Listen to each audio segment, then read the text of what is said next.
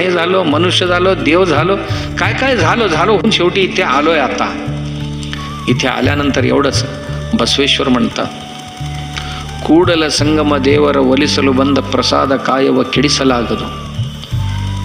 बसवेश्वर म्हणतात, कूडल संगम देव म्हणजे परमात्म्याला, कूडल संगम म्हणजे आता जो कूडल संगम आहे ना, तिथे जो संगमेश्वर होता त्यांचा आराध्य दैवत, बसवेश्वरांचे कुलदैवत, ते आराध्य दैवत, या संगमेशाला प्रसन्न करण्याकरता आलेले देव आहे.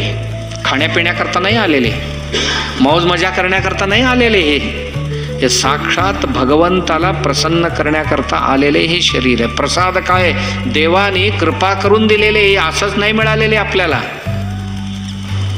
असंच मिळणार नाही. हे मनुष्य शरीर कोणालाही असं व्यर्थ नाही मिळालेले आणि मोफतमध्ये नाही मिळालेले, अत्यंत प्रसन्न होऊन देवाने दिलेले आम्हाला आहे.